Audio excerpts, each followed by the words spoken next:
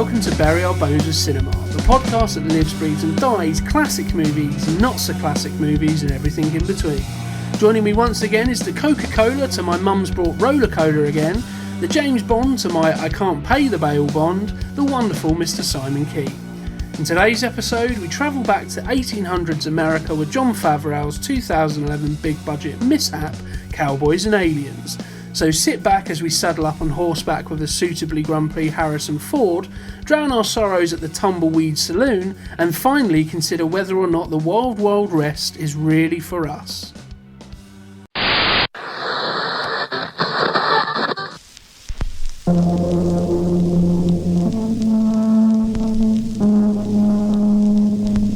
In space, no one can hear you podcast.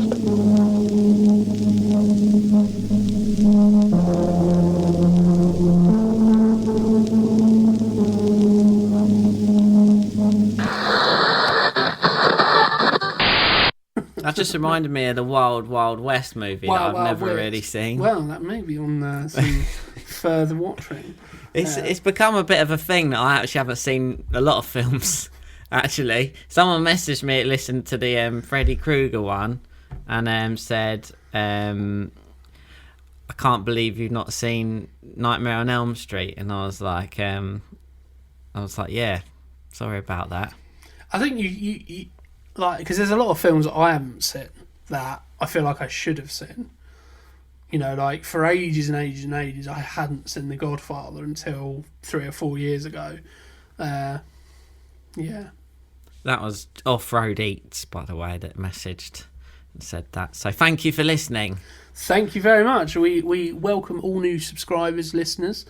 We would welcome you into the Bury Our Bones with Cinema fold. So welcome aboard. And to anybody who's listening to this episode for the first time, welcome aboard. Obviously, as the intro has said, we are going to be looking at Cowboys and Aliens from 2011, which released July 29th, 2011. Obviously directed by Jon Favreau, who I think most people will probably know Jon Favreau as Lucky Hogan from the Marvel kind of series, Iron Man, Spider-Man. But I don't know if you probably would recognise him from those sorts of things, Simon, because you're not really massive on the Marvel cinematic universe, are you? One thing, is it Jon Favreau? That's how I'd say it. Favreau. I mean... yeah, I mean, I know him because he's been quite heavily involved with like the Star Wars stuff. So like the Book of Boba Fett and Mandalorian and stuff. Yeah. And to be honest, this movie feels like if it was made now, I feel like it would just be a series or something. Like it feels kind of. It feels I could see it being like on that. Disney Plus. Yeah, you know, it doesn't feel too different from like the Book of Boba Fett or something.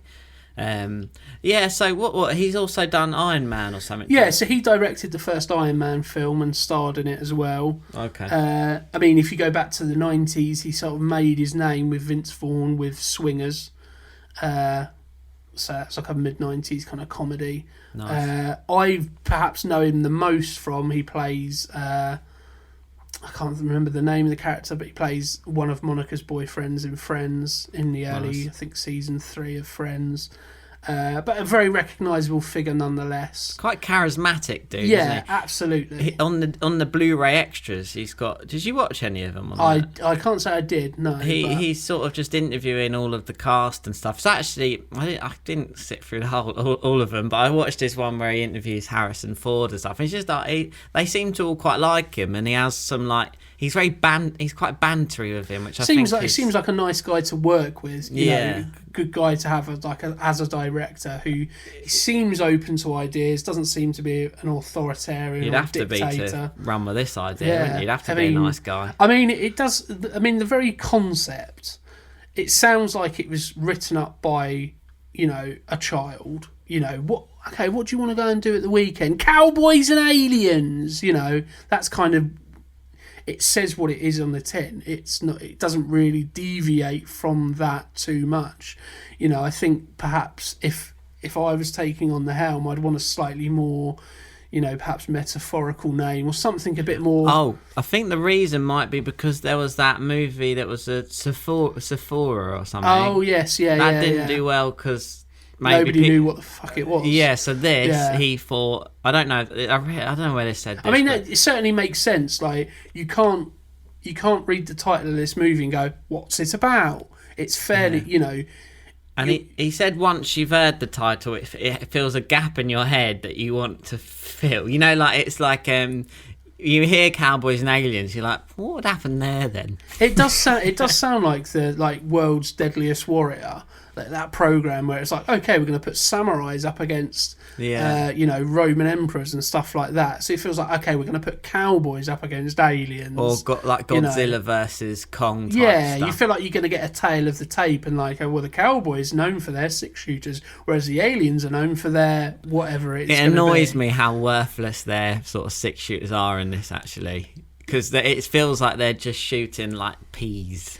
Yeah, I mean, a lot of the action feels very bullet spongy, where there's just lots and lots of shooting going on and not a lot really kind of, if this was made into a game, the one kind of critique it would be is that you'd shoot and shoot and shoot. The cowboy weapons are rubbish. Yeah, at an enemy and nothing would happen. Until you unlock the gauntlet. So what was your first foray into this film? Because from my perspective, this was a film that I remember coming out at the time, and remember, when I ended up watching it, it was actually very different to what I thought it was, because it feels like a very much a Disney-fied kind of thing. I think a lot of the marketing was very much felt very much like it was made by Disney, and so it was kind of aimed at, I would say early teens and kids and that kind of thing. But then watching it, it's actually a lot kind of grittier. It's not really gritty, but a lot more adult kind of in its themes and its kind of gore in places. It didn't feel like what I thought it was going to be when I. So what was your kind of? I think I watched this. I watched this when I lived in Brighton, and I don't know why. I think I don't know if I got a DVD of it. Or when it was just streaming or something. And I remember at the time being like, yeah, I quite like that movie. I remember thinking, oh yeah, Harrison Ford, and the final sequence. I remember quite fondly. I don't know why. I think I remember thinking this was quite good, and I watched this last night again, and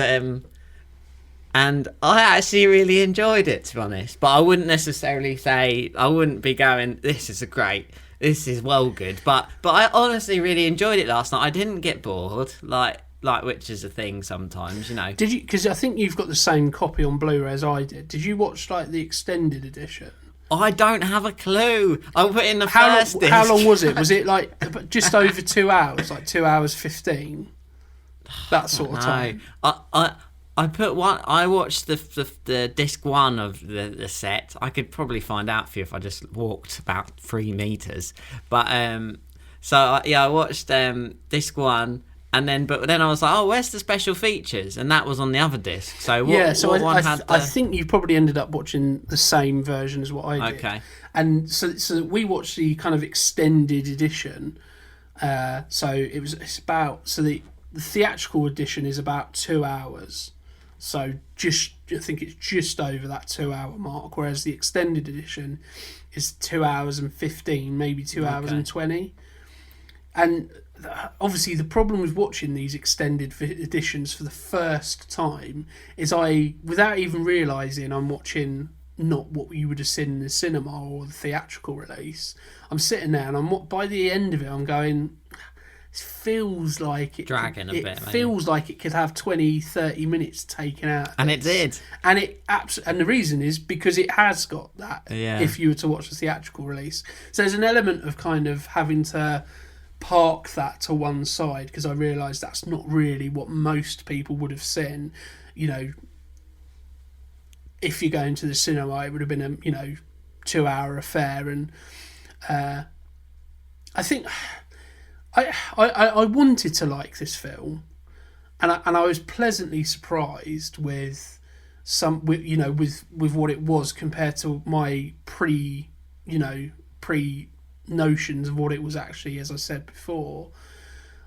But I think it's one of those missed opportunities. I said in the intro, big budget mishap, because it feels very much like something that it glanced past what was successful and just went a little bit astray. Because I feel like the Cowboys in this film, considering it's called Cowboys and Aliens, for the most part are somewhat one-dimensional. And the aliens, which is going to be the thing that you're most intrigued, also a bit one-dimensional and a little bit kind of lackluster and a bit sort of like... There's not much depth to them, is there? Yeah, like I understand, in the context of an action film and, we're not looking for deep ecosystems worth of, backstory and all of this to these particular creatures. But at the very least, there is an element of... If you're going to do the classic kind of monster movie thing of the first hour and 10, you're not going to see these creatures, you're going to get glimpses.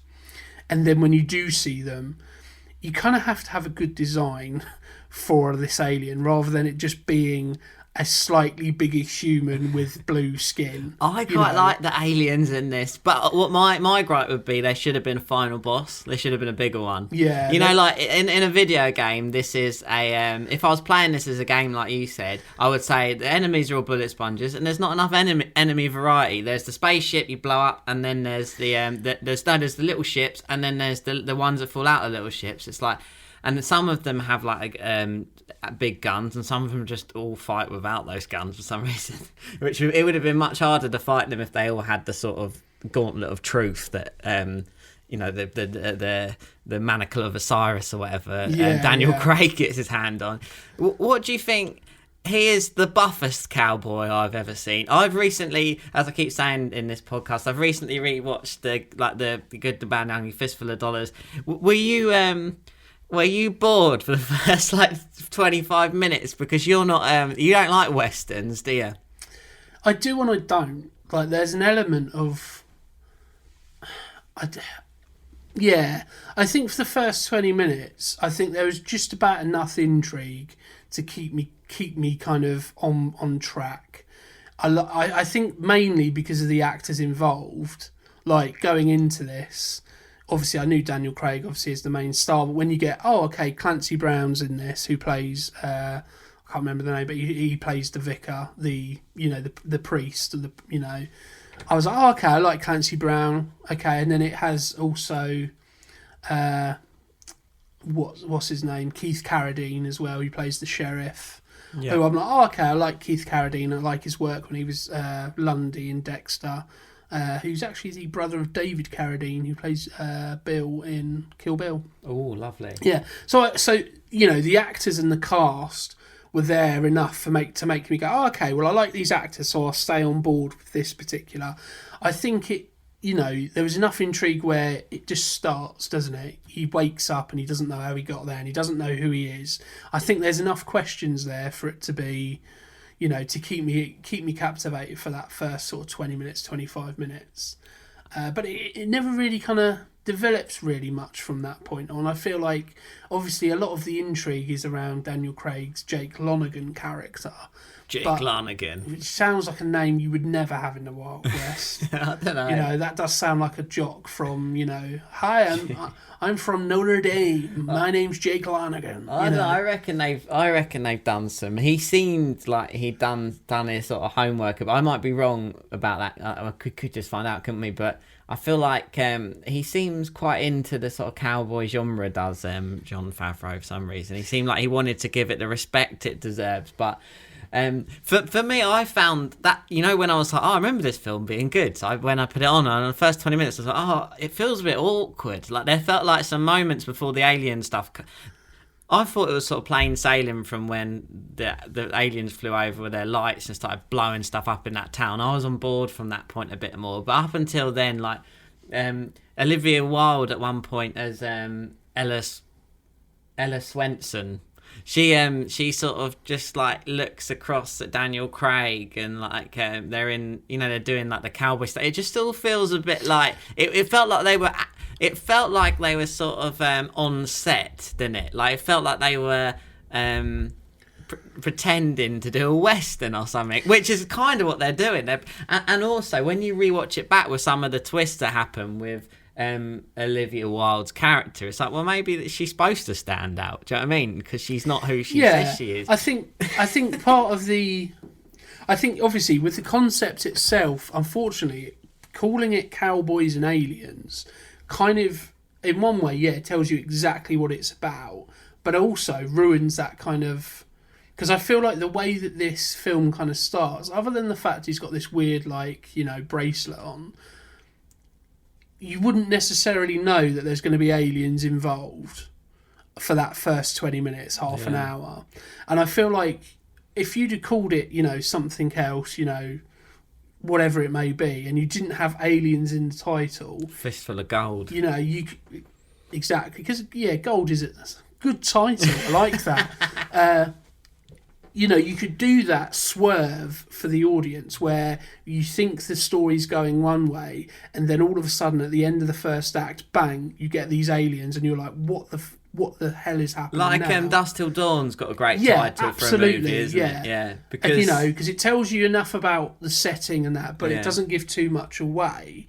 So the point where, you think, it's just these two robbers and they go to this bar and then all of a sudden, bang, it's actually something very different. God, do you think the title actually doesn't help this movie quite a lot? Because if it was called something cool, would we like it? Because the movie plays those plot points as if you don't know what the movie's called. So at no point is there any indication that there's going to be aliens in this film later on, other than that bracelet. And even then, it just looks like a slightly swanky bracelet. But it shows you pretty early though when the cattle are wiped. There's some.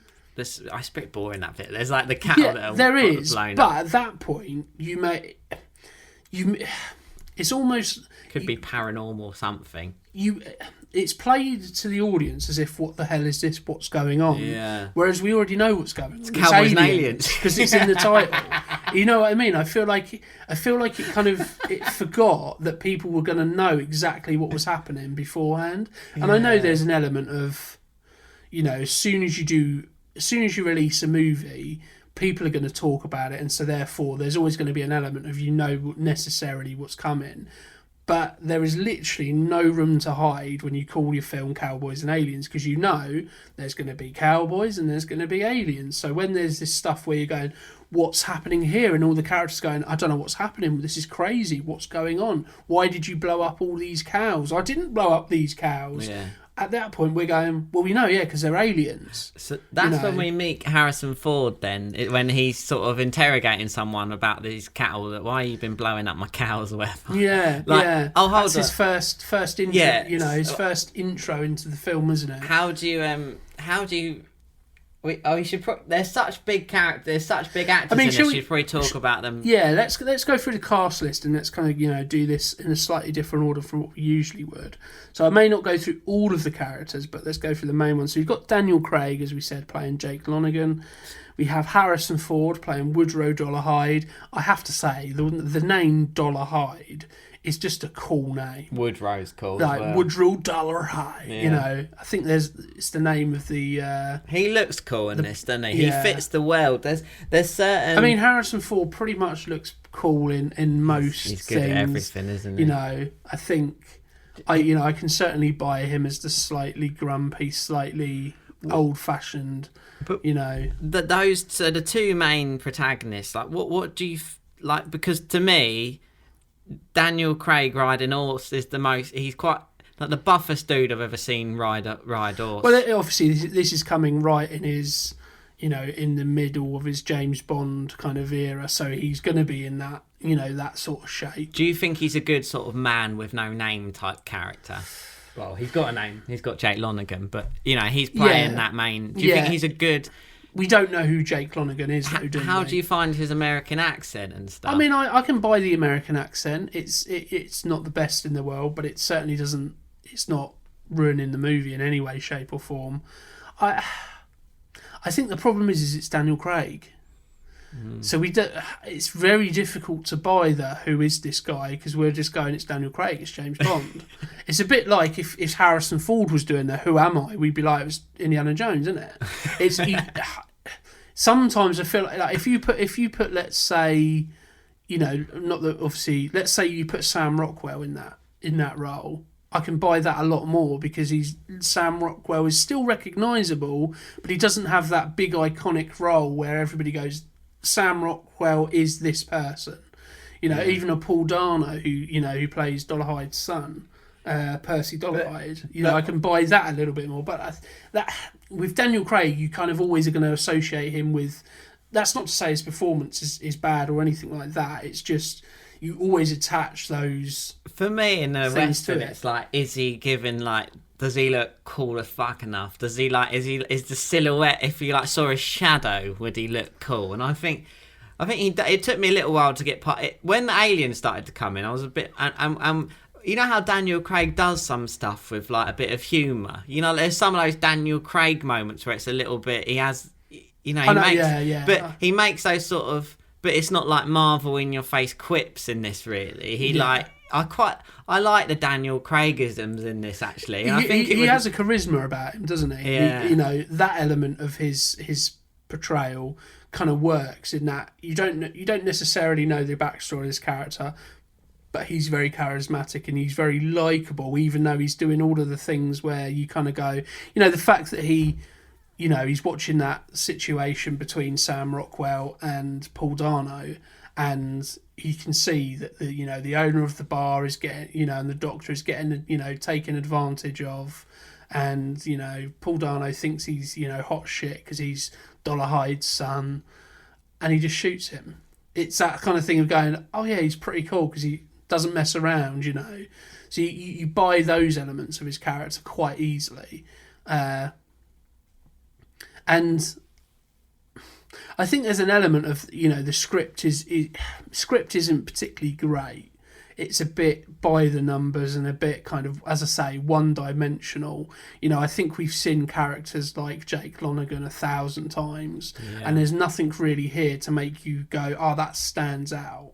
I think the only thing that makes it stand out is it's James Bond in that role. Yeah. I think, in that respect, they've done well with the casting to make it stand out, because it's Daniel Craig, it's James Bond. I think beyond that, there's not really much to work with. But he does what he does work with. He does well. What about Harrison Ford? Do you think he's? I think his character's a bit more interesting. His character's a bit more interesting. But it's also a bit. It's a bit tropey as well with the sun thing. It's a bit tropey, but I think the reason it works is because I kind of see Harrison Ford as that person. If you've ever watched an interview with Harrison Ford when he's doing press, he kind of seems like the character in here, where he's like, I've got to go and sort out my son again, and he just seems grumpy all the time, and so I buy him in this situation where he's got to go and sort out his son's problems, and he shouldn't have to do that because he's Woodrow Dollarhide, and that almost has that "do you know who I am" kind of arrogance about him. So for me, in this movie, there was some immersion breaking stuff in it, and when I was watching a bit of it with Christina at the start of it, she said, "Oh well, her hair's way too nice and stuff," and in the but there. Spoiler alert, she is actually an alien, and maybe when she's replicated that form, maybe she's just done it sort of more 2020 2011 style. I mean, if you could shapeshift and choose your form, you're not going to choose somebody with greasy hair, are you? No. But Jon Favreau says that he talks about when we got you in costume, you were totally modest in all your outfits and stuff, and it was very I feel like, I don't know if it's historically accurate outfits and stuff, but he seems to be aware of all that. I guess all directors are aware of all that sort of outfit stuff and that, but I don't know why it just didn't feel immersive in some bits, and it wasn't the aliens.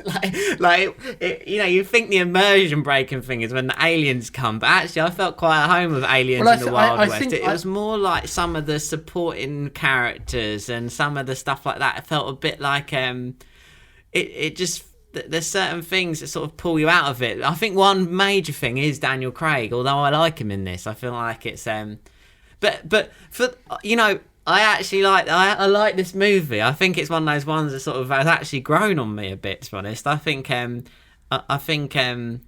it's sort of, it's a silliness I can get behind, because it's like it gives you kind of what I mean, how do you feel about that the alien spaceship sort of lassoing people?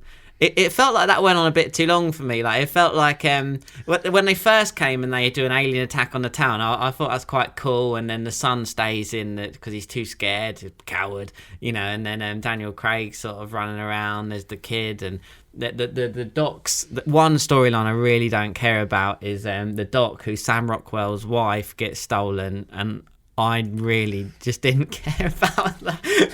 I cared about Harrison Ford wanting to get his son back, his troublesome son, but I didn't really care for Sam Rockwell too much. He's one that was a character I thought, I don't know. But yeah, what do you feel about the lassoing of the alien spaceship? It's an interesting one, because obviously it's those two worlds kind of merging, isn't it? Because on one hand, you're there for Cowboys and Aliens. I feel like I'm going to be saying that phrase a lot. But on the other hand, it's almost a thing of like, why would the aliens be using a lasso? However, high tech and advanced this lasso is, it's still a lasso. The technology they have, why wouldn't they just beam them up or phase them up or whatever it is? So it feels a little bit like somebody had a cool idea and they didn't really think beyond that cool idea. They went, oh, that's a cool idea, let's put that in. If it was from the perspective of the Cowboys, telling the story, they might see it that's how it was happening. Yeah, I think there's... But they were literally getting lassoed by the aliens. Yeah, and I think that, again, would have worked if you didn't know it was coming. Yeah. If you didn't know it was coming and you were in the sort of dark, like the characters are, and you kind of saw what's this weird thing that's happening, and then all of a sudden there's this, bright blue lasso that gets, or whatever it is that takes them up, and you'd be like, what the fuck is that? Is this, a form of advanced technology that another, camp has managed to get a hold of and they don't really know where it comes? Or is it, because we know exactly what it is, the intrigue is immediately kind of gone. We've already got the answers. And I think the problems I have with the film is it plays dumb. It plays, as if we don't know what this is. We don't know what this is. And it's like, well, we do know what this is because it says it in the title. And we know exactly what's coming. We know what we're expecting. We may not know what they look like. We may not know how they work, how they function. But we know they're going to be aliens. Whereas if it had been something else and it was just called, a fistful of gold, as you say, we don't know what's coming. And so that would have been a point where, as you say, not being immersed in that situation, and then all of a sudden this big ship comes down, you'd be like, what is going on? And suddenly that pulls you back, ironically, pulls you in like a lasso. Yeah.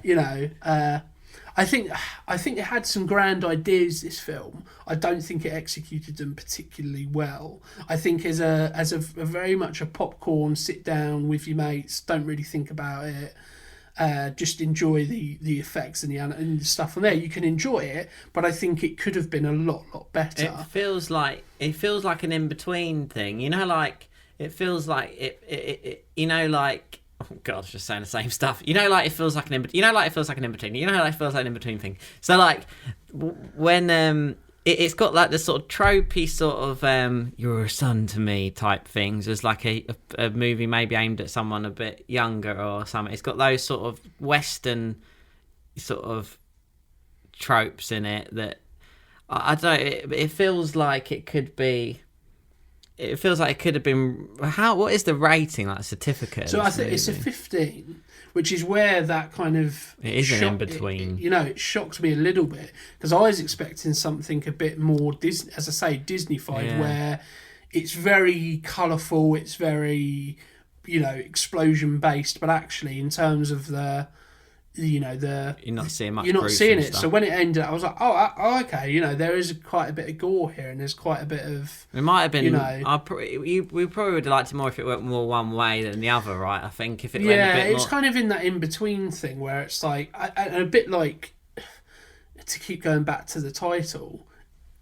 It's not really a cowboy film, and it's not really an alien film, and because it doesn't I think I would much prefer a cowboy film that happens to have aliens, or an alien film that happens to have cowboys, rather than let's just put these two together and not really settle in one camp or the other. So it could be called Cowboys with Aliens, or Aliens with Cowboys. In concept, yes. I wouldn't call the film that, but essentially that kind of thing where, it's very much a cowboy film. The difference is that there happens to be aliens in it, rather than it being just a complete, head-on collision between these two different genres.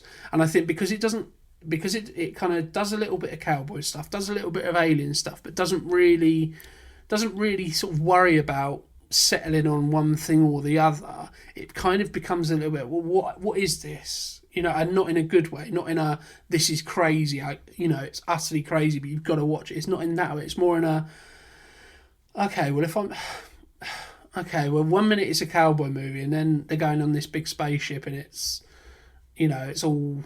It sometimes happens like that, doesn't they? That they go and sort out some, like, gang, like, when they're... Yeah, that whole subplot of him going to his old gang... I happen to not mind that subplot, because do you want to go through the cast more, and then I'll tell you why? So apologies. So you've got Olivia Wilde playing Ella Swenson. You have Keith Carradine playing Sheriff John Taggart. You have Sam Rockwell as Doc. Paul Dano as Percy Dolarhyde. Clancy Brown as Meacham. And then you've got Walton Goggins as is that Hurst that says there? Hunt. So sorry. He's the reason I didn't mind that plot, because I really rated him. He's a really charismatic actor, isn't he? Walton Goggins. It was really good when he went straight from "this is a hold up," and then he went, "It's like, is that you?" And then when Daniel Craig just does the good thing about Daniel Craig being buff in this movie is that it. The bad thing about it is that you think, was any cowboy really that fit back then? Like maybe, but most, old photos of cowboys and stuff, they always look a bit like skinny, but or at least not sort of like James Bond level 2011 fitness sort of. I mean, you're really fixating on how like fit and buff Daniel Craig's because it feels a bit immersion breaking for me in this cowboy movie, right? But it's worth it for the punch he gives Walton Goggins, Hunt, because it feels like there's a lot of weight behind that punch, and it instantly breaks his tooth. And you're like, fuck. No wonder why people aren't messing with this guy, and they still want him in the. And I think it's also whilst that whole subplot feels a little bit kind of pointless in some regards, I do like that scene, because there is an element of where you see Walton Goggins, and it's almost that kind of thing of, without knowing, you think, oh, here's the really bad guy, he's the really nasty cowboy who nobody wants to fuck with. And then he automatically sort of goes into his shell when he sees that it's actually his former leader, Jake. And he's like, oh, God. Walton Goggins is great in this genre because he's in... Did you ever watch Godless, the cowboy, the Netflix... no. So he's like the main... So it's weird, actually, because you know the dude from Skins that also went on to do other Hollywood movies? Oh, Nicholas Hoult? Yeah, I don't know. Is it the main guy in Skins? Well, he's the one that is Cook. He was the chavvy guy. Oh yes, I know. Yeah, shall I find his name quick? Jack something. Yeah. Jack O'Connell. Yeah. He is in Godless, and he's like a British guy putting on sort of a slightly dodgy American accent in Godless, and Godless is a great series actually, And Walton Goggins is plays a really good character in it, where he's like a sheriff of a town. It used to be quite people used to respect him a lot, but then he's slowly getting worse. His he's losing his eyesight, basically. I think he might even be going blind in it.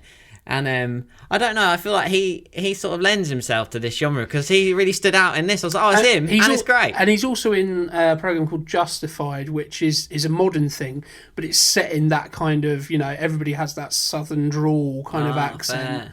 And I think the thing I would pick out most about this film is that, considering the cast, names like, other than the two leads, Harrison Ford and Daniel Craig, names like Sam Rockwell, Paul Dano, Walton Goggins, Keith Carradine, Clancy Brown, they're all great character actors. Like Walton Goggins, whenever he crops up in something, like he's in the new Fallout series.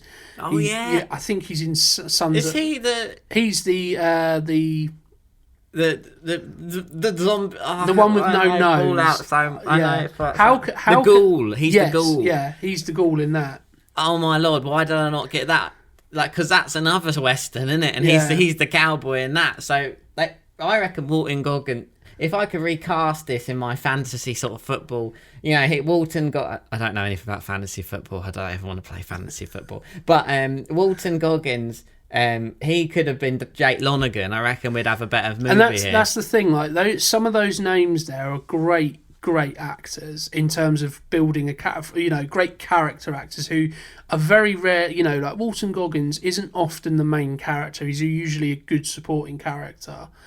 Same with Clancy Brown. He's usually a good supporting character. There's some of the work he's been in, like Highlander, The Shawshank Redemption, to name but a few. I feel like it wastes its cast. Paul Dano is obviously in There Will Be Blood with Daniel Day-Lewis, which is kind of a cowboy-esque type thing, not cowboys as such, but in that similar sort of era. Yeah. Keith Carradine, again, another great actor. I feel like it kind of just wastes a lot of the characters. I find sorry for Adam Beecher's plot. Like when is that the who does he play? I think he's like the Native American. Yeah. No, is he? He sort of. He speaks to the Native Americans, doesn't he? Because they don't take Harrison Ford very seriously because he's a knobhead. And then it's like his whole arc is that Harrison Ford's arc is that this guy is like a son to him, and and I can't explain it very well because it's pretty boring. It's boring, and it's also so formulaic and tropey. Like, should we just say what it is so people know? He is like Harrison Ford rescued this like kid. Yeah, essentially he rescued this Native American from the savages in his own in his own mind, and brought him up as his own and taught him to be a warrior. And he also gives the new kid he gives the new kid under his wing like a knife, doesn't he? Yeah. And he goes, "You've been looking at this knife." And Harrison Ford does it so well, but you're like, oh. But I think if anybody else was given that line, it would have just fallen really flat. Yeah. I do find that whole Native American Red Indian, I know that's not the correct terminology, but that's essentially what it is in this film. I do find that borderline offensive because it's so like, this is 2011 and this is what we're portraying, Native Americans as these brute savages, and it's like there's more to them than... I don't know, they do show, they sort of... It starts to go to that, down that road, but I feel by that point you've seen so much in the way they've been presented that it's a bit like, well, too little too soon, too late, kind of thing. So those elements are very much switch off. I do find it is a bit more... It could have been called Cowboys, Aliens and Indians, really. With how it portrayed it, it's very much like an older Western, like in a way that it's got the Indians in it, and then the sort of white man sort of like learns the ways of the... To be fair, I think it's more in that sort of later Western territory where it's like the white man realises that the Indians are like more, just on the same... They deserve the same level of respect that they deserve, and I think if anything, it's more it's more down that road of the genre of like it's showing like we respect the Native Americans. It's trying to say. I think it gets to that stage, but it certainly starts off in that same like that. You know, the whole thing of, you know, some of the things that Harrison Ford's character says. You know, like if you know, I'm not gonna let him speak to the or can't even remember what. I know what you mean, but then I think there's other people that do that and sort of seem to get away with it, like Quentin Tarantino and stuff with like Django and stuff.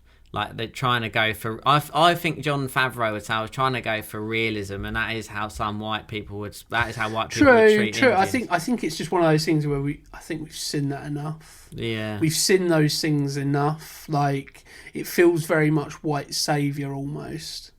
You know, like in its portrayal, and I do tend to switch off one of those things. Like I'd almost kind of want to see it where it's just accepted that they start. You know, almost as soon as they see that, you know, there's aliens, there's a a combined effort. They just, rather than have there be that whole plot point of, well, we've got to work with each other. Oh, God, I don't know about that. Oh, but don't worry, we'll work it out in the end. That kind of plot point feels a bit forced, whereas I'd much rather if it just happened. Could this... Like, it didn't need to be a whole plot point where... Could this been more like a Magnificent Seven movie where it could have been Daniel Craig assembling a crack team of his old Guy Ritchie style, where you've got like character intros. Well, because he could have, he wants to get Harrison Ford on his team, but his old boss, but he's the most resistant to it. He knows this lady, Olivia Wilde, Sam Rockwell. He needs a doc. I need a doc on my team. Certainly an avenue to go down. Like it's almost a thing of like. How I would have liked to have seen it is it's almost, like there's one of those shootouts with one of the aliens, like they see that happening and this may have even happened, but I can't quite remember it that well, so I don't think it did. Where they're shooting and they're pinned down by these aliens and they're getting mauled, and then all of a sudden, the Native Americans come in and they just help out. Why? Because they see somebody in danger and they want to help, rather than it being a whole, like, oh well, there's animosity between us, da da da da da. Do you know what I mean? I don't feel like they needed to raise that as a point. I get why they did, because it would have been a thing. But I feel like in 2011, when we've seen it 1,000 times, bearing in mind it's Cowboys and Aliens, and the whole point is that there's this really weird, crazy thing happening. Yeah. Do we need to see this man working together sort of plot point where it's really forced and really sort of like... But then if it didn't happen like that, I would be probably saying, well, these guys probably wouldn't all team up together. To be honest, I would have preferred it that way, so we may just have to disagree. No, yeah. What I would say, though, is when Daniel Craig does go back to get his old mates and he rides down with them, and, because the Indian says to Harrison Ford, he's like, what you say you're a commander general, what you only have one doctor and one boy following you don't have an army. And then Daniel Craig brings like this ragtag crew of like people that don't look like they're that. I think I was waiting on this one. It's like, Harrison Ford was he an old military man, right? Yeah. I was waiting for him to go and get the bloody. It would have made so much more sense to me if he'd gone off, said this is the army, and he brought the American military, and they had some like mortars, because they had firepower back then. I don't know when this is set actually, but they, I'm sure they got those like Gatling guns you spin around, and it's like, how much more exciting would that? And then they wouldn't be firing their 6-shooters only, and it wouldn't feel so like they could have had like turrets and things like that, and that would have been a bit more exciting. Yeah, but instead it was just a ragtag group of like misfits. Yeah, and the problem with that is that when they eventually overcome this alien race, it feels like, well, the only reason they've done that is because of Daniel Craig's bracelet. Do you know what I mean? It's like, well, how did they not all just get mauled and killed before that point? Because it's so one-sided, but not one-sided at the same... Like, we're supposed to believe that these aliens are a real threat. However, like apart from that one battle towards the end, I know it's because obviously they only have the ones, almost like the reconnaissance alien who goes out and reports back, which is why there's only that one. But they really struggle to kill that one, and then they go into this battle where they do get a bit sort of ham-fisted and a bit sort of decimated by the aliens. But then it's all right because within 10 minutes they're in the ship and they're getting the aliens out.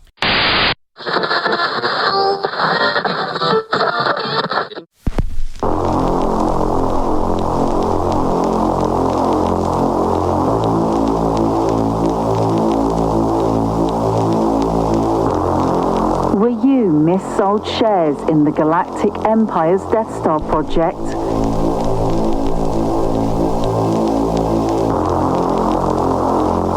Did you lose money due to bad planning and failed insurance policies?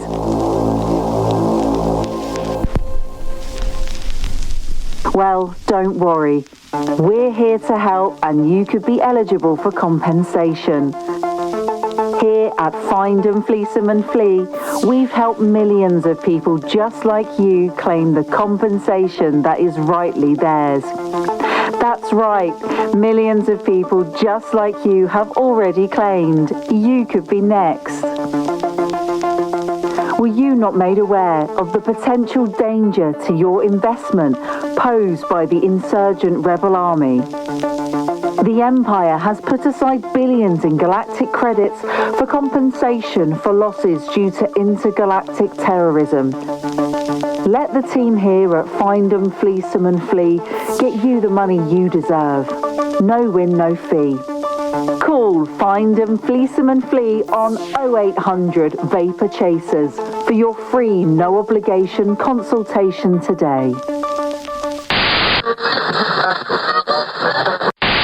It feels like they were waiting to do I think maybe had a sequel in mind for this when the aliens come back or something. Well, it's funny you should mention that because I just want to go back to the figures because I think this kind of points at why we didn't get a sequel. So, in 2011, this had a massive budget of $163 million, which for a non-franchise property is an insane amount of money to spend on a completely new thing that, to be fair, is purely concept. There isn't any. It's purely, as I said earlier, it's a kid in his bedroom going, I've got a cowboy action figure and I've got an alien and they're going to fight. That is the concept of this movie, and it doesn't really get much more than that. It's so to give $163 million to put that on screen is insane. And in its opening weekend, it made $36 million back, which would be a really good return. But when you've spent 163, it's like we need to be getting up there a bit more. Domestically, it only made 100 million. And worldwide, only just made a profit with $174 million profit. So across the board, you're probably looking at something that they were expecting to make in the $400-500 million bracket, and it just never really got much further than their budget. So if it's one of those ones where they haven't really got much justification for a sequel in its opening thing. Once you get cult status and things like that, that's when things can get brought back. But purely based on a monetary and whether or not this was profitable, it was, but it wasn't by much. And we got a bit more world building in Battlefield Earth, didn't we, really? For all its faults, at least it presented something slightly more interesting in its initial kind of... What, Battlefield Earth? In some way. Oh, I don't know. I don't think that did. Let me explain. I'm not saying on the whole it's more interesting, but there is an element of you need to ask questions with Battlefield Earth. I think it's terrible, as we know. If you haven't listened to that episode, go back and listen to it. It's utterly terrible and deeply, deeply flawed, and I wouldn't recommend it to anybody. But it goes beyond simply a title. And I the reason I keep mentioning the title of this film is because it never gets any more than Cowboys and Aliens. Like, there isn't... And Native Americans. It doesn't... Do you know what I mean? Like, it's not saying I hate this film, because I don't. I think, it's a very well-made film. As I say, you can enjoy this for what it is. It's like a console exclusive on a game, like a tech demo or something. It's a release launch title which shows the hardware of the console. I don't know, or shows what can be done, but it isn't going to be a game that people go back to in 7, 8, 9 years time and go, that was a really good game. I mean, the Aliens don't even have a really and it would have been they really could have used Olivia Wilde. I think actually, at first I watched this movie, first I thought, oh, this is great. But I watched it last night. I was like, first of all, she pulled me out of it a bit, because I think maybe because of what Christina said, like, she just looked a bit quite like some of the people just looked modern. Even Daniel Craig's hair looked a bit like modern for some reason. I doubt they would have had like hair wax in those days, because it definitely looked like he'd styled it a little bit. Oh, I think they did have hair wax. Because... Well, they've had pomade and oils and that. Yeah, but this looks like he'd used salt spray, But I feel like they could have used Olivia Wilde's character to just be a lore, tell the lore of the world. Like, these aliens are called the Terrafids, and they came and they steal the gold from your planet. And once they've taken the gold, they come back. They come back with golden spacecrafts, and then they beam everyone up. We're told that that's what they're searching for. They're searching for gold because it's just as rare to them as it is to us. But beyond that, we're like, what do they do with it? We could have... Is it a currency? Is it something they worship? What? I think, we often say sometimes that, the mysterious elements and not answering those questions is a good thing. But here, we're given so little to go on that it's almost like, okay, what... Why do they need to harvest all the, mine all the gold? How do they work as a species? What is there? Is that just one? Is that one species, or is that one race of species in that? Do you know what I mean? There isn't. It's so flippantly given information out, like it's almost like it's like secretive. It felt and I don't know why it just doesn't do a little few. It needed just a few more sentences for us to have a deeper conversation about the lore of the. Because if it said, oh, they come from this planet called like Micros, and it's this really small planet, and but it's just made out of gold. Even something like they harvest gold because it's the only thing that keeps their species alive. Suddenly, something like that, you go, okay, well. That immediately makes not that I'm saying that's the way they should have gone, but immediately that poses some more questions. But that's what we wanted, actually, is more sci-fi then. We got action. We didn't get we got cowboy, but we didn't get we got some tropey cowboy, and probably the most interesting parts of the story. For me, there was a bit. Let's talk about. Can I just tell you the bits that stood out for me as the scenes that sort of I was sort of going. There's the scenes when Daniel Craig, when they go back to the abduction, he was abducted by aliens pretty much of his wife, wasn't he? And the gold got stolen. Those scenes are very sort of made for TV X-Files-y, they're very they're light in the sky and stuff like that. And then there's a scene where he's running out of the cave. Do you remember? And it's filmed really weirdly, and I was like, what's going on here? And then I don't even know why that looks weird to me, but there's something about it looks a bit naff. And then there's also the whole sequence when she dies after Daniel Craig rescues her from the flying spaceship, which is very far-fetched, but I don't mind that. He shoots the thing, and then the alien hits her, she dies, but then she's resurrected. There's one of those bits when, they always have in Westerns, water, I need water, that kind of thing. It reminds me of that terrible remake Star Wars movie, but... you know, Daniel Craig really needs a drink, but it doesn't look like he doesn't even look like he's that thirsty. and then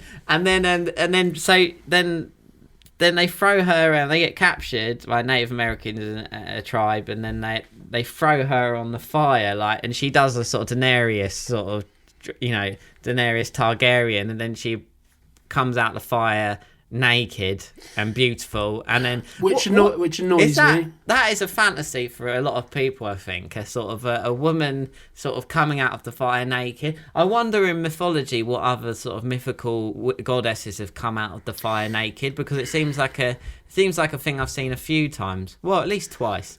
Yeah, I mean, I do find that those kinds of things really annoying. You know, like the whole, it doesn't do much for the whole, you know, women are only there to moonlight as the romantic interest. It doesn't do a whole lot for that argument. You know, it reinforces that argument. And I think that's the problem that I do have with Olivia Wilde's character, is that for the most part, even when we get the reveal that she's actually an alien, it feels very much like she's only there to be a love interest. She doesn't add anything else to the story. Even when the reveal comes, it's almost like a thing of going, oh, well, that's great, but now it's almost like, well, how is Jake going to deal with this? Rather than it be, oh, okay, well, what's her story then, you know? So I that's, you know, the problem that I kind of have there. And just, you know, circle back to the point where, you know, the best way I can put this is that in terms of Cowboys, you know, we don't quite get Red Dead Redemption or A Fistful of Dollars, and in terms of sci-fi, we don't quite get Aliens or The Thing. You know, we get something that isn't really one or the other, and it's kind of something in between, and it doesn't really do either of those things particularly well. You know, nobody's going to watch this and go, it's a fantastic cowboy film. Nobody's going to watch this and go, it's a fantastic alien film. It kind of goes... just a bit... I think they played it maybe just a bit safe. Or it felt like they had... It felt like more like, this is a great idea, but maybe it didn't feel like someone's heartfelt vision of the world, because I couldn't really just... I actually quite like the alien design, but like how they look. But I thought it was quite interesting, the kind of like biological sort of kind of realistic aliens when they come out of their spaceships, and the spaceship's kind of cool as well, but it feels just a bit like it's all a bit surface level, isn't it? And Olivia Wilde's character feels a bit surfacey, when that's the character that could have the most depth, because she's literally from another fucking planet. Do you know what I mean? She could say anything and you'd have to listen. Like, she could say, oh, you know, she could lead the charge. She could have been the one that got the Cowboys and Indians to sort of line up and like go on. She could have been the one to say, look, there's a greater good. I'm from another planet. You don't want to be fighting each other. There's these other people come along stealing all your gold. You know, she's essentially the bridge to this other world. Yeah. And that's never really explored. No. I think the problem is that because it presents her, even when she... I think if it was to say, okay, reveal she's now she's actually from this other world, this other planet, because she still has the human form, it's like, what do you think? You know, what do you think Jon Favreau would say to that? Eh? I don't know, because he's shrewd. I wonder how much of this was because of studio influence in some respect, because it does feel very much like a film that is purely based on concept and nothing else. Like we've kind of explained that. You know, well, it's almost like it's based on a graphic novel, I think. Yeah, I wonder if that has more depth. Probably.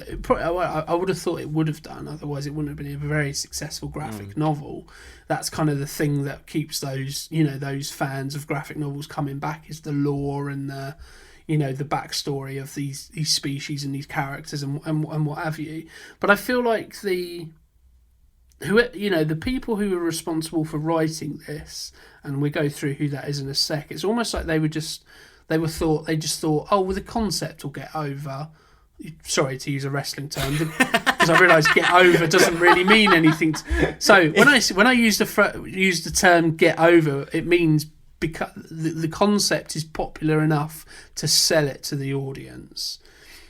but it isn't, unfortunately, here, as we probably can see. Probably would have got them to the cinema, but it wouldn't make them. I think it would have got people in the door, but it wouldn't. So yeah, you'd have brought a ticket on the concept of Cowboys or Cowboys and Aliens, but then as soon as it goes, are you going to recommend it to a friend? You probably would go, no, not really. I mean, it's all right if you want to see some Cowboys and Aliens, but beyond that, there's not much there. Love that's a real conversation. Yeah, it's good if you like Cowboys and Aliens. But that is literally how I can imagine you telling me about this film. Do you know what I mean? I'm a little bit sad that it's a shame because it's got this title in a way, because I'm a little bit sad that we didn't get a sequel to this with all these cool actors and. Well, I think it loses.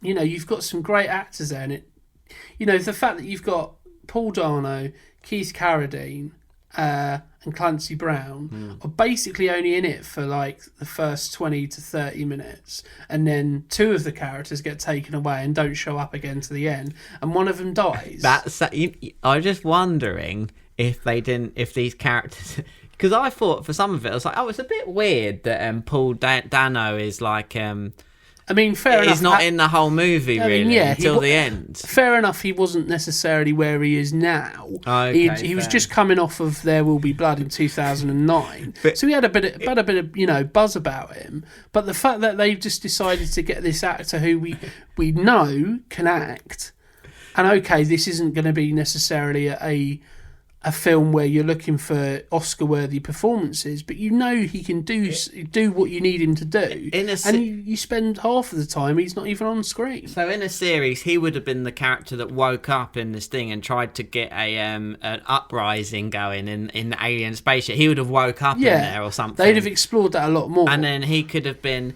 I think it feels like to me this would make quite a good series, to be honest. But also, this movie kind of reminds me of. I don't know if you know anything about the Cats movie. I've never seen it. I've just watched loads of videos about it. But I don't think I ever will go and see that. I think I have to see it. So basically, the who is the guy that's in the movie? He was going to be James Bond, but he never became James Bond.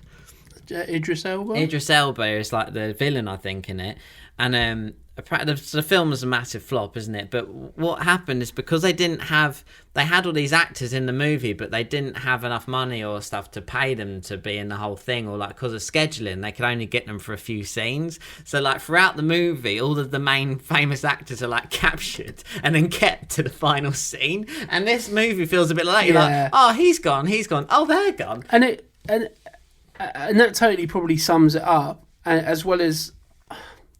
It feels very. Like, I'm trying to work out why, on paper, this didn't become a massive success and become a massive hit. Because obviously you've got Jon Favreau directing, who we know from Iron Man, The Mandalorian as well. We know he can handle that, that comic book-esque and that rich lore, like with Star Wars. We know he can handle that well. We've got Robert Orci and Alex Kurtzman, Damon Lindelof as writers and producers who have all worked on Star Trek or the Star Trek reboot films, The Mummy. It kind of explains it to Damon me, Lindelof worked on Lost, so you know that whether you like Lost or not. I made a face, that's why. Yeah. I watched the first season for the benefits of those who cannot see Simon's face. He pulled a grimacing face when I mentioned Lost. The thing is that this all adds up for me, to be honest, because this is all like Lost is like at the end of the episode there's a twist, and Lost was really good. Like I watched the first season and it moved to Sky when I was a kid, and I never followed it, and then everyone was like, oh, don't worry, it ended very badly because of lots of things, but for people like Lost, that's cool. I'm sure I probably would like to watch it at one point. My favourite character was Locke. But I think that all the things you're saying, they're not like hardcore sci-fi things, are they? They're all like sort of entry level, like the Star Trek, like the reboot movies and stuff. Yeah. They're all like kind of things that I don't think has that much depth. Like that, and And it's not like if you said, "Oh, this guy worked on Aliens or the Alien," or like this guy worked on the Thing. True. I would have been like, "Oh, well, that's a surprise that didn't come through to this movie." But these are all kind of popcorn things. You know what I mean? And this is a popcorn movie. I mean, that sums it up quite well, doesn't it? I mean, I mentioned Lost purely from the perspective of with Lost. There was a good level of intrigue to keep people coming back. Yeah. Obviously, I know you just said you only watched the first season because it moved over to Sky, but there was enough. Yes, okay, it lost a lot of people along the way, but there was enough. There was enough questions asked to make you go, "This is really interesting. What's going to happen?" Yeah. And I never quite feel like that here. No. Like it's positioned, as I said earlier, positioned in that way, like, oh, it's one thing, and then all of a sudden it's something else. But as soon as the aliens are revealed in this, I kind of knew where it was going. It didn't really sort of deviate from that formulaic, Hollywood big budget film, and it really could have done. Like even to you mentioned like seeing like a final form or like a a different. Like a boss sort of thing. And it kind of ever so slightly explores that with that one particular alien who gets... To be fair... that has the scar from when Daniel Craig escapes. To be fair, that Daniel Craig acting with that alien is great. Like, there are some... They're great in this. Like, the people that actually are doing the carrying the load, like... Some good things about this movie, I would say, you can't beat, for me, like that. You can't beat those Western long shots where they're just riding through the mountains. So, apparently Olivia Wilde fell off her horse on one, and like when there were loads of them riding together, and everyone was like, "Oh no, what happened?" This was from that interview on the special features, and so the big shots of them riding always look good. I mean, that's what we like Westerns for a lot of the time, and Daniel Craig, just the action scenes of him, some of his comedic moments I thought were quite funny without sort of being... Nothing really made me cringe in this movie, actually. I'm saying the good points, though. So the cringe points for me were the bits where it was like the sort of Hollywood tropes of like, you're like a father to me. Oh my God. The kid with a spyglass at the end. What was he doing? They didn't need that role. Like the kid on the mountain, he's like looking out at everything, and he's not even given anyone... Was he given a mission? I don't know if Harrison Ford gave him that to make him feel included, or if he was actually given a mission. I can't remember. To be fair, anything with that kid in, I kind of switched off. But he does see like the inside of the alien like stomach, which is grim. Like when... Yeah, it's almost a little bit like... comes out like a hand almost. Yeah, it's like because it feels like it hasn't got any resistance, it's like almost going to eat him or something. Yeah, that is actually the alien like design is gross and kind of cool. It is grim, but I don't feel like it's explored enough. Like we see it like once and then it's kind of just forgotten about. Oh no, we see it twice. I think it happens towards the end as well, but it's never really kind of explored and never really. I think. Up and down across the board, this whole thing is very much missed opportunity. Like they had a good opportunity to really like delve into something interesting, and they never quite do. It's interesting enough for if you were to go to the cinema on a whim and go, "Oh, should we go and watch that?"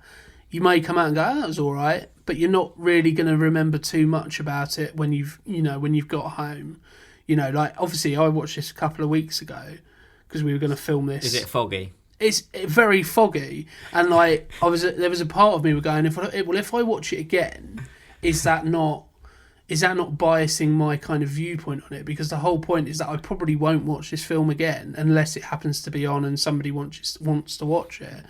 And I think that's kind of the point where there's nothing really dragging me back to watch it a second time, other than perhaps, we're recording a podcast for it, so let's watch it again. Yeah. Whereas I think it's kind of the most damning praise is, do people go back and watch it a second, third, fourth time? I know you have. Not.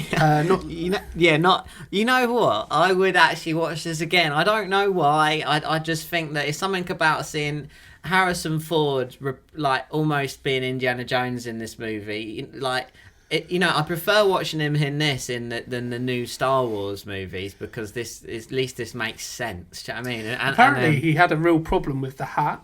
because he was so worried about like it being compared to Indiana Jones, and I'm like, I don't listen, Harrison. I don't think anybody is watching this and going, "Oh God, well, the hat makes him look like Indiana Jones." He said that on that interview they talk about that. He said, "Oh, it took a while to choose the hat," and they joke. He's like, "Oh, you chose the biggest hat, of course." And he's like, "Oh yeah, of course." And then, but apparently, I don't know if this is. I think he said the original character design had a whip. So at that point, you're sort of getting into Indiana Jones type territory. Is John Williams available to do the music? You know what? Actually, I'm so glad you mentioned that, because after our conversation the other day of like, you know, like what Jim was saying about we're near Christmas, by the way. I know this is going out after Christmas, this one. So as people will be listening to this, it will be middle of January. Okay, well, I hope you had a good holiday season and stuff. Yeah, absolutely. We hope you had a good New Year and a good Christmas or Hanukkah or whatever you celebrate. And so I'm sorry to bring this up again, but you know, why Home Alone and those Christopher Columbus... I saw Christopher Columbus. Is it? Yeah. Is that what he's actually called? I saw the actual real Christopher Columbus's tomb the other day in Seville. Oh. Yeah. Awesome. Yeah, anyway, the director, Chris... They have the same name. I'm not going mad. I don't need another drink. So yeah, you know, the reason why I think Home Alone, I think it's just way beyond the other Arnold Schwarzenegger one, Jingle All the Way, is because I think a lot of it, not only is it just a better movie in general, but it's just the music. Like, you can listen to like John Williams' music and it really carry.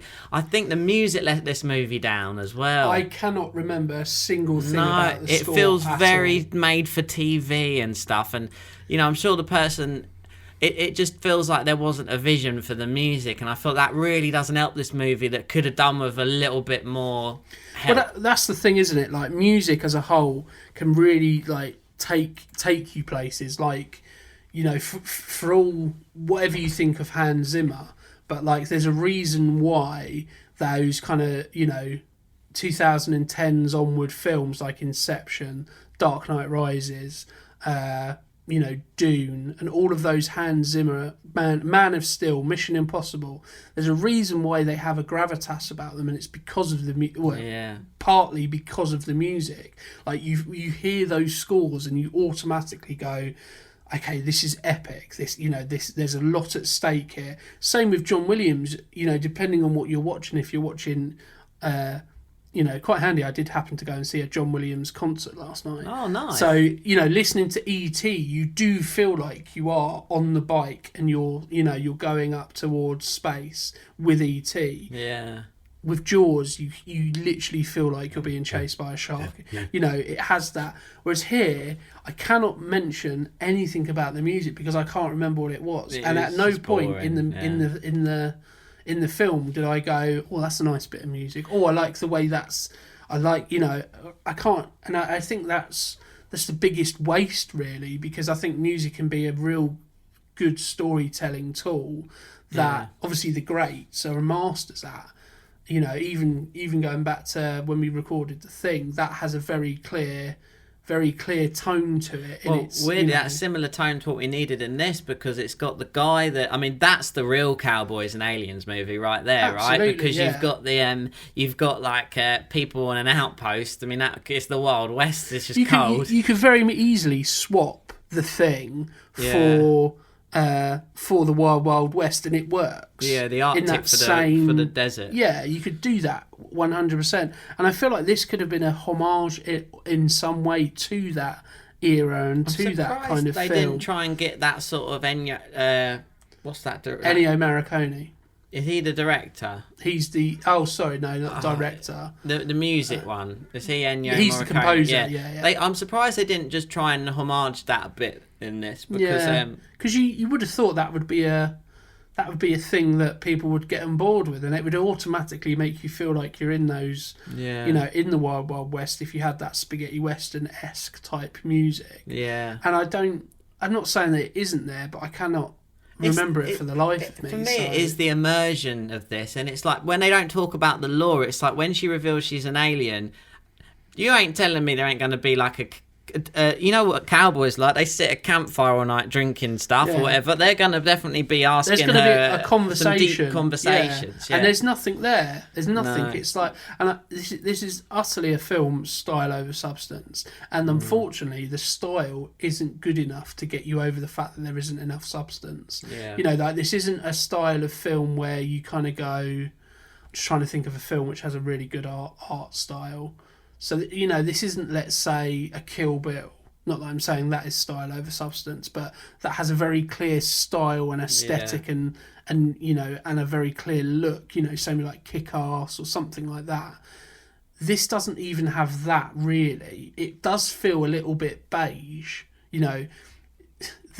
Ironically, the metaphor of, like, you know, the sandy kind of exterior that you see a lot in the film kind of sums up the feelings of the film, is that it's a bit beige, it's a bit, you know, it's not offensive really, it's not, but it's not going to invoke visceral emotions out of you at the same time. And it's a shame, because I feel like with a little bit of tweaking here and there, it could have been a bit more, well, it could have been a lot better, and it could have got, you know, the questions around a sequel, or even, you know, a small limited series, because I feel like there's a lot to kind of play here.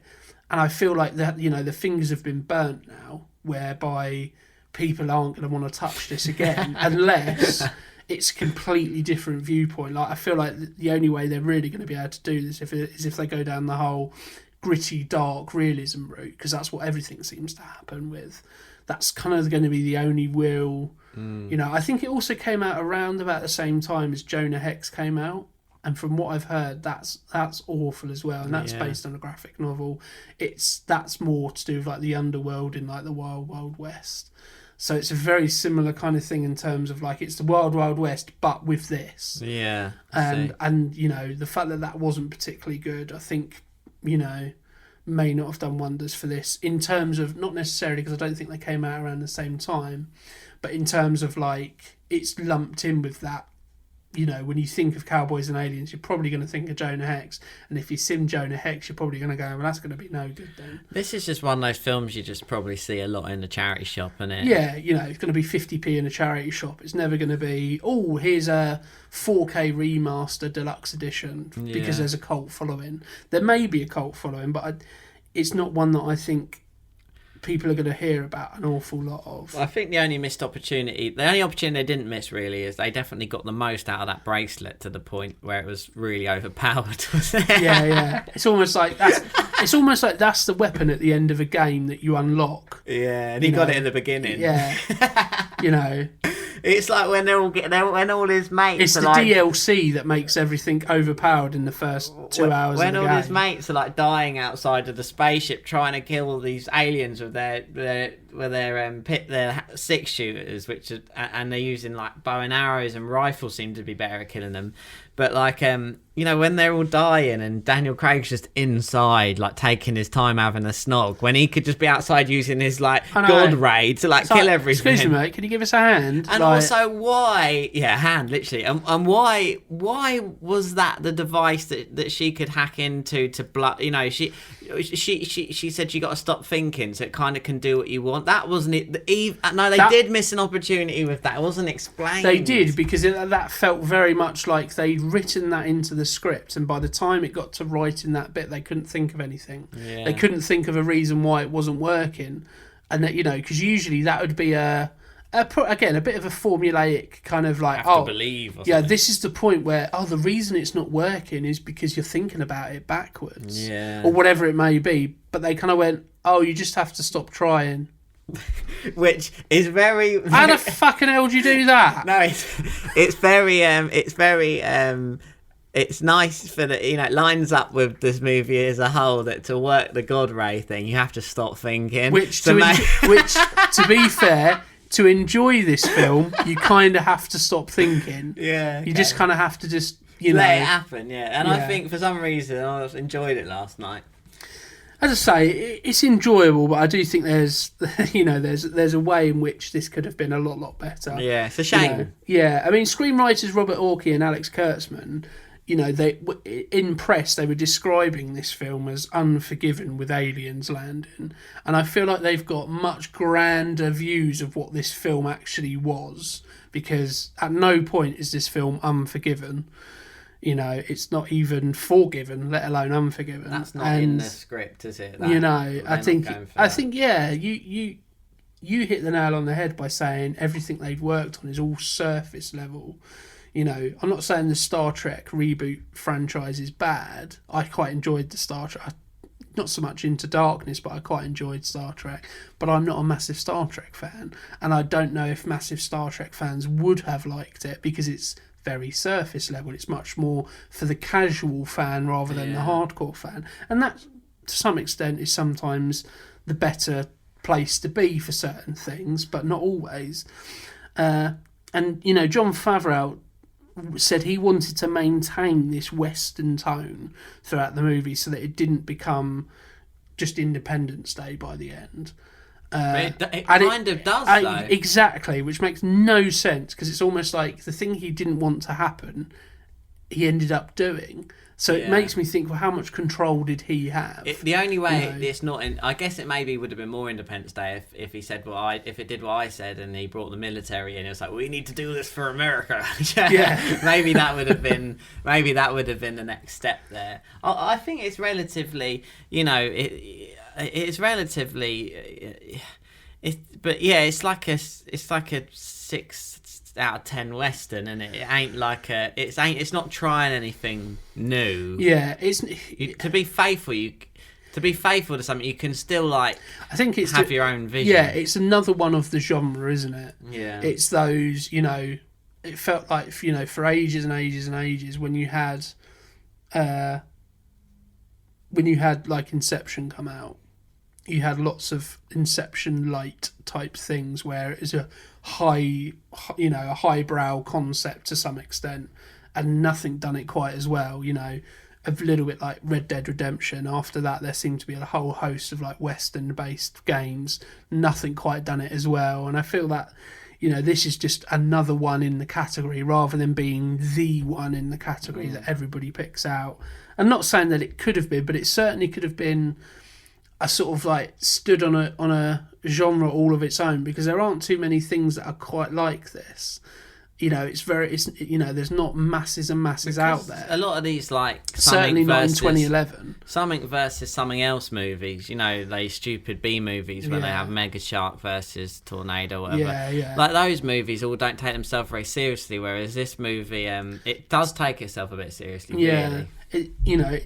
It doesn't sort of, it doesn't push into the fact it knows what it is. It knows it's a totally crazy concept, so let's go totally crazy. It kind of just becomes a bit bland, where the Cowboys aren't particularly great cowboys and the aliens aren't particularly great aliens, so when you put not a particularly great thing with another particularly not great thing, it becomes not particularly great. Like a sort of cheese sandwich. Yeah, nothing wrong with a cheese sandwich, but you put a bit of pickle in there, it becomes a bit more interesting. Yeah. But if you put crap cheese with a crap pickle, it's a crap cheese and pickle. You know what I mean? Cheese and pickle. I feel like I've gone on a bit of a tangent there.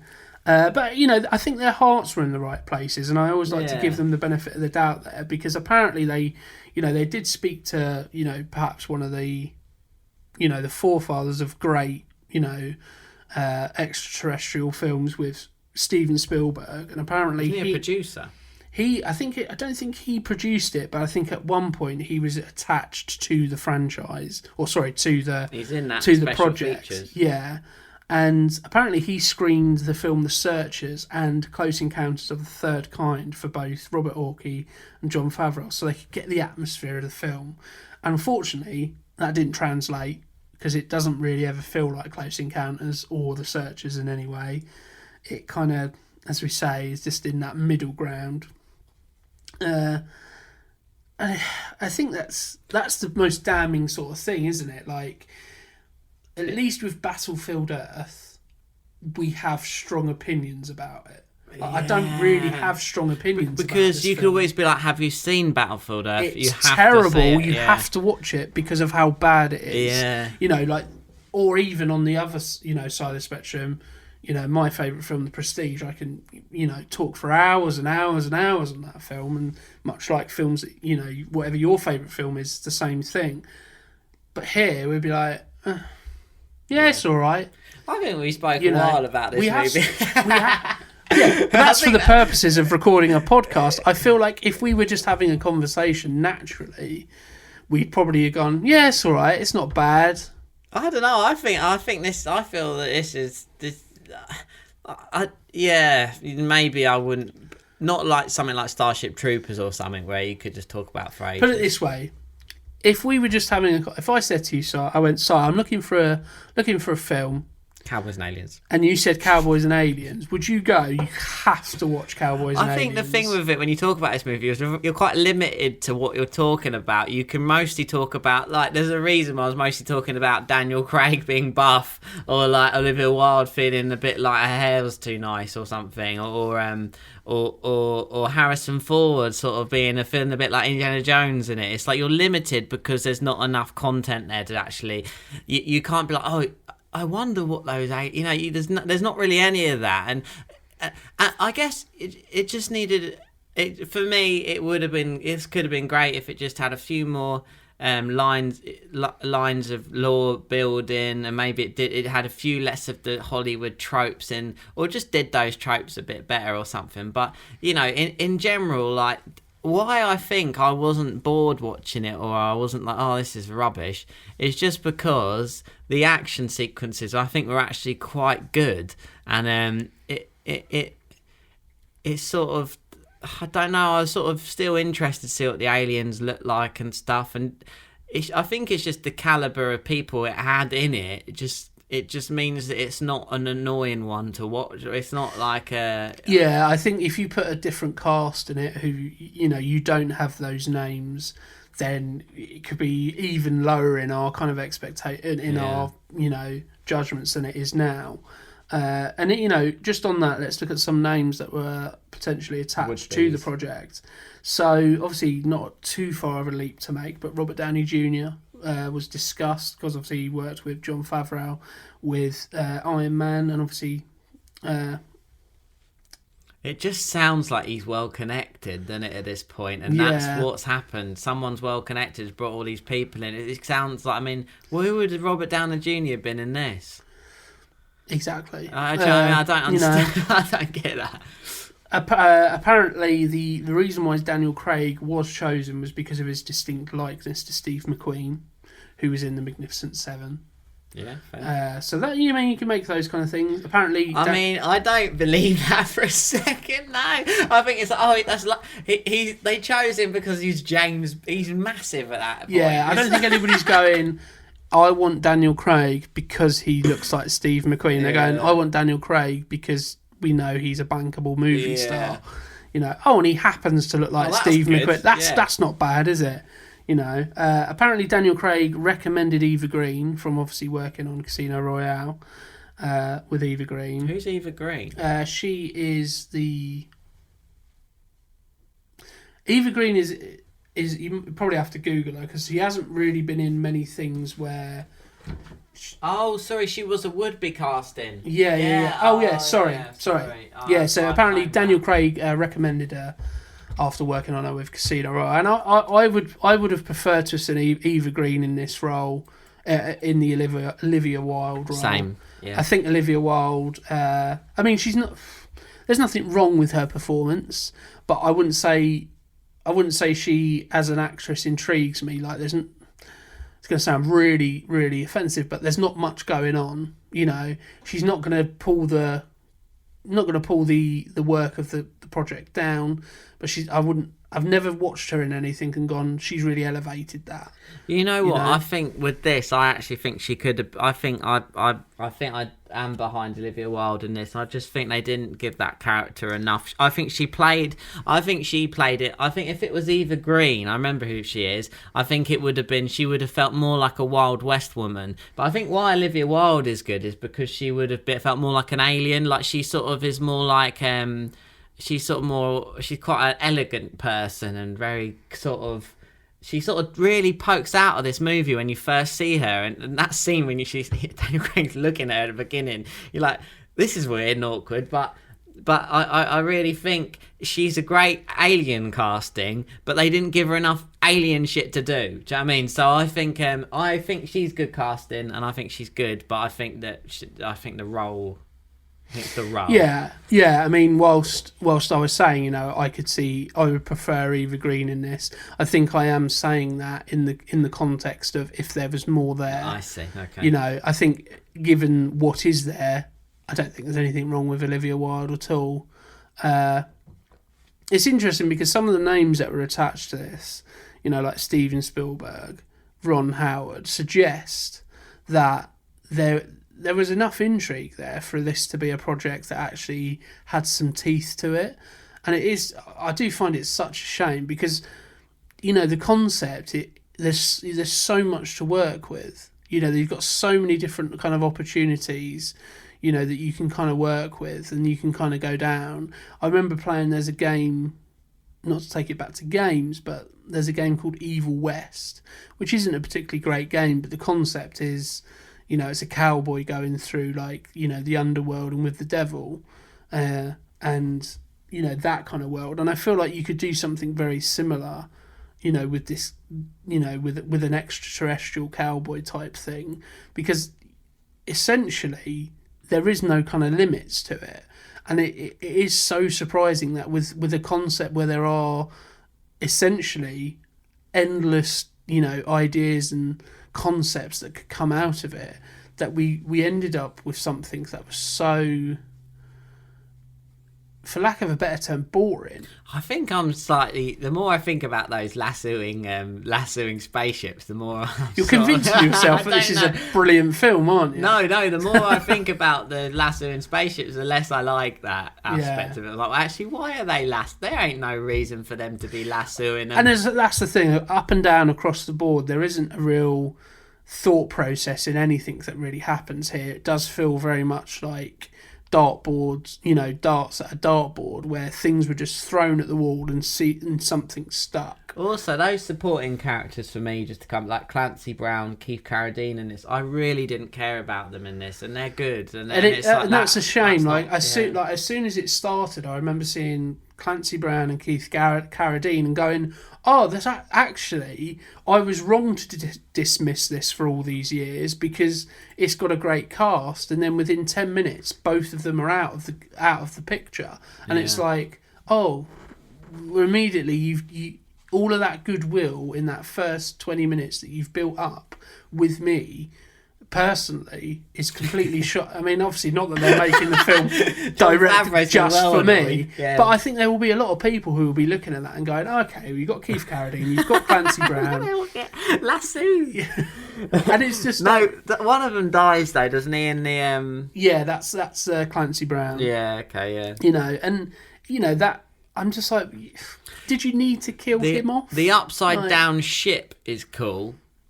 Do you remember? There's like a big upside. They go to a place. It's where one of them dies, and there's a big upside down.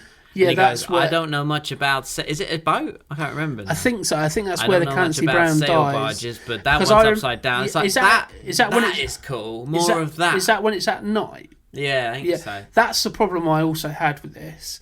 Is that there was a lot of night shots where I couldn't see what was going on. Yeah. And I do find that seems to have been like a fairly recent thing where it never used to be in like the early noughties or the 90s or the 80s or the 70s, whereby everything is just really dark. Now, like Aliens versus Predator Requiem, not that the first Aliens versus Predator was particularly good, but the second one, the biggest problem with that is it's so dark and you cannot see anything. And that seems to be a trend in that, 2010s kind of onwards, where if you want to do something and immediately give it this dark tone, you literally just turn the brightness down and make everything really dark. And the problem with that is that I spent the whole all of those scenes going, okay, well, I know you're trying to, mask this alien, but at the same time, you're not giving me enough to be intrigued by it, because it's not so much a thing of like, oh, it's dark and it's scary. It's dark and I literally cannot see. And it's just like... I can't see. Like, it just, that trend is one of the most infuriating ones that I have, which is, quite funny when you see one of my further watchings. But we get onto that slightly later. And I think, apparently this film was in development hell for, over a decade. So apparently the first started talking about this project in the late 90s. And so at that point, names like Jackie Chan, which is a bit of an odd choice, but, Jackie Chan would obviously take it in a completely different direction. I would be behind that, yeah. That would almost be another genre that you could fuse into this as well. Those kind of Hong Kong fighting, action films, you can kind of fuse that in. Obviously, Robert Downey Jr., as I mentioned earlier, Brendan Fraser, coming off of The Mummy, Chuck Norris. I don't think that would have worked, but that would have been a bit more B-movie-esque, I feel. I like the vibe of that, sounds good. Steven Seagal-esque type thing with Chuck Norris. Kurt Russell, we know what I think of Kurt Russell. Mr. T, that's a very strange thing to have in there. But Bruce Willis, in the 90s, Bruce Willis would have been in that lead role, 100%. But all of those were attached or spoken about or, in discussions, but eventually dropped out over the course of this development hell. And directors like Joe Johnston, Steve Odenkirk, and Ron Underwood, amongst others, are also attached to the projects at various points. And obviously, we mentioned, people like Steven Spielberg and Ron Howard. So I feel like that's probably a big proportion of why this isn't a film that we're particularly, waxing lyrical about, is because of that development hell. I think often when that happens, it doesn't often produce a good product. The most recent example I can think of is The Crow. That's been in, the one that came out. I haven't seen it yet, but have they done the reboot? They have with. Oh my lordy! They should have. Oh, what's his name? Skarsgård. The one who played it. I can't think of his name. One of the Skarsgård brothers, and just totally took all of the. The tone and the intrigue and the vibe of The Crow from the 90s. That's the word for that movie. That's a vibe. Yeah, film. Totally took all of that artistic direction and made something bland. Yeah, created very much just not a very good version from trailers. Admittedly, I haven't seen the film, but it's not something I'm looking to go and see. Another one is the Blade reboot that they've got in development hell at the moment, where people are attached and then they're not attached and then there's somebody new attached, and whether that gets made or not is kind of irrelevant, because it kind of points towards it's not going to be a particularly great film. So that kind of explains potentially why we're in the position we're in with this. It wasn't a case of somebody had an idea and they pursued that idea and they really worked and honed on it. It does kind of sound like it went through numerous iterations and stages before it ended up getting made. And by that point, it was almost a thing of, well, we've brought the rights to this. Yeah, we have to use it. We may as well try and get some money out of it. And to be fair, they did. Maybe not what they were hoping, but I'm sure Harrison Ford got a big payout.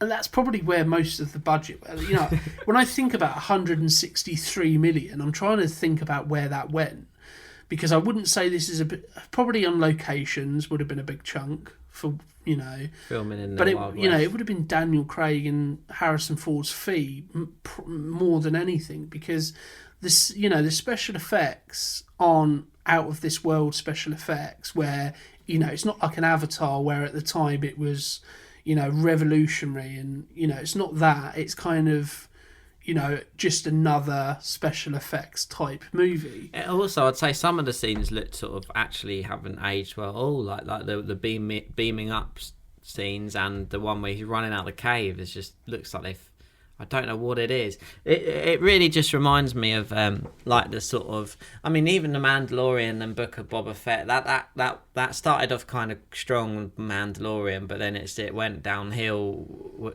quite quickly, really. And I don't know. Yeah, it's an interesting movie, this one, isn't it? But actually, no, it's not. It's not interesting. It's not interesting at all.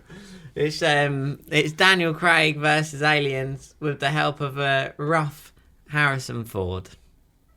So in terms of further watching, any recommendations for, if there is anybody listening or anybody who's fans of this film and they're looking for other similar type things? I think if you're a fan of this movie, you might just like Daniel Craig, and I'd probably watch his around the same sort of time he did that reboot of Dragon Tattoo, The Girl with the Dragon Tattoo. That is a great film. Yeah, and I would say, I mean, that's another one that should have. I wish that franchise of it got the sequels made of it, because apparently the studio weren't particularly happy with that. I think he's great as that it made guy. money and it wasn't a flop, but I think the problem was that David Fincher, the director, had very kind of particular views about it, and they weren't confident that, I think the studio weren't confident that people would be on board with his vision for it. That's fair enough. I don't think it is fair enough, because first of all, it's David Fincher, so he's kind of trust him. I don't think he's made a bad film as such, other than potentially Alien 3. They're and quite there's proud good of reason for that series though out there, aren't they? The Dragon Tattoo and stuff. Yeah, but I mean, I can understand. They like the property. I can understand remaking that for an American audience, because there are unfortunately there will be an audience that will not watch those films because they're in foreign language. I think because they done The Girl with the Dragon Tattoo, and then unfortunately it was due to kind of obviously going to go with the girl who kicked the hornet's nest and then the girl who played with fire. So it's obviously going to go down that route, but then they didn't. And then they rebooted it again with, I think it's just called The Spider's Nest. Oh, I haven't seen that. And it's basic. I think it focuses on number 2, but it just doesn't do it very well at all. It was like, you didn't have that. You didn't have the director of David Fincher to oversee that, so it and that basically killed the US version of that franchise. It's a shame, because that was a good. You can tell that had a lot of life in it. That, and I think in terms of Daniel Craig, I think as well, like Layer Cake. Yeah, that's a good one. That is. I always position that as being a much more grounded version of a Snatch or a Lock, Stock. It's not. It has those funny elements, but it's much more grounded, and it's not like it doesn't have that Guy Ritchie tone, which, if you're not a fan of Guy Ritchie, it's quite nice. If you are a fan of Guy Ritchie, obviously you're going to like it, but if you don't, but you want a similar kind of vibe, Layer Cake is kind of that. I think what I went for is Wild Wild West. I know that's a much maligned film. I've not seen it. It's been on the telly, and I was like, but I think it's got those. It's that similar kind of thing of. That was like the 90s version of, here we've got this like old world concept of cowboys, and then you put it with like this modern technology kind of thing, and that was a massive flop as well. Maybe so it might be interesting to go and this watch that. Chronicles of Riddick, the Pitch Black Sandy movie. Yeah, I think those would be good for that kind of sci-fi. Let's look at this other world and this other deeper lore. And I think if you put some of not necessarily that lore, but that same effort into the lore here, Cowboys and Aliens is immediately better. Also, this movie shied away from some of the coolness of Cowboys. Like he does a gun twiddle and then he picks up his gauntlet thing. Well, he's not picked up, but he holds up his gauntlet, but he does a gun twiddle and he puts away his thing. But we could have had a bit, like Riddick and the knife is what you reminded me of. Is like you're allowed to lean into what makes Cowboys cool. Hat, running. He shoots like he does like a sort of they could actually do that. Like Native American, like certain tribes could, shoot, I think, bow and arrow like off the horses like that, and he does it. I mean, that could have really, he's obviously great on even horse. things like you kind of expect there to be a character who's personalised his own rifle or his own revolver. Yeah. And this is Shooter Thompson. He's the quickest hand in the West. But there isn't anything of that. It's almost like these are just an ordinary bunch of cowboys. That's the realism he wanted, isn't it? He didn't want that for some reason. Yeah, sorry. And another film as well, for a film that had a good concept and ultimately failed in its execution, is the film Jumper with Hayden Christensen. I don't think I've seen it. Yeah, I'd say it's exactly the same as Cowboys and Aliens in the sense of put it on in the background or put it on with a bunch of mates and a bit of popcorn and you probably might enjoy it. But it's not going to be a film you particularly recommend to people. Ironically, I'm recommending it to people. But it's not going to be a film that people are going to watch in 20 years' time and go, oh my God, that is a cult classic. That is great. Mwah. Chef's kiss. Yeah. Nobody's going to be doing that, really. What about that Looper one? I'm thinking of like more sci-fi. That ones. is a good surrogates. film. That there's some of these movies that exist. You're just naming sci-fi Bruce Willis films now, aren't you? Yeah, but maybe it's because like this movie feels like it could have been something that's a bit more sci. I think if this movie was a bit more sci-fi. Or a bit more Wild West. I don't know. More sci-fi. That's the thing. I think they were so close to it being. So close to it hitting the mark. Oh, it's just sad. Yeah. It is a shame. Because they armed themselves with stupid pea shooters and not the guns didn't do nothing. Okay, so Arnold, this is what we're gonna do, okay? We're gonna feed you the line. Right. And what I want you to do is, I want you to stop, look around the outside of the frame as if you're looking for weak points. And I want you to look back at the officer, do your line, and turn and leave. Okay? You got that? Yeah. Okay, cool. Okay. Grip, we good? We camera rolling? Yeah. Okay. Lights, yeah. And rolling. Action. Okay, feed the line, that's it. It may take a while. You want to wait for the bench over there? Now, Arnie, look up. That's right, look down the corridor. Dash it, and up, across the top. Down to your left, along the bottom. Perfect. Now lean in and line. I will be back. Cut! Okay, Arnie, that's not the line. Oh, I thought it. No. Okay, just try it again. Okay. I will be back. No, the line. But I thought. No, the line. Is I'll be back. It's three words. I will be back. I'll. Take three. Okay, feed the line. If you want to wait, there's a bench over there. Yep. Left. That's it. Down to the bottom. Yeah. And now your line. I will be right back. God damn it! No, it's 3 words. I will be right back. Gosh, God. Just do the words the way they're written. When I do it, it doesn't sound right to me. It doesn't sound. I don't care. It not sound right. God damn it! But this is not efficient. I don't tell you how to fucking act, Arnold. Don't tell me how to fucking write. Okay. It's not efficient. I'll be back. It's not words. God. It's not real words. Take 4.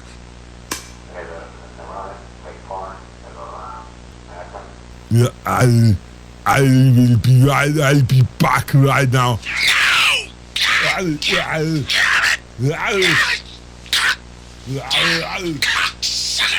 someone see if OJ's still available? Okay, I think that's right.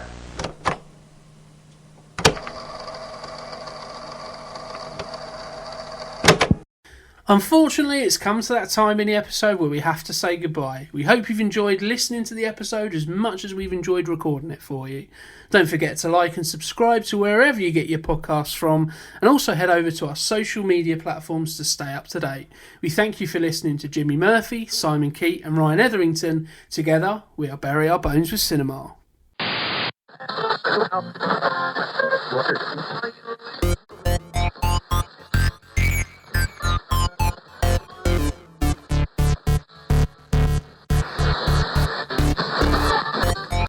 Be a one-button job. Boom, boom, boom, boom, toom, toom, toom. I have a terrible tendency to just swear without you're talking. When we're doing it, I still find it slightly distracting. It's a bit weird, but I think it's a bit weird, but I suppose... maybe if you listen to it back, see if it sounds... I was like, I'm going to have to stop it. You listen to it back, Good job I observed that well, wasn't it?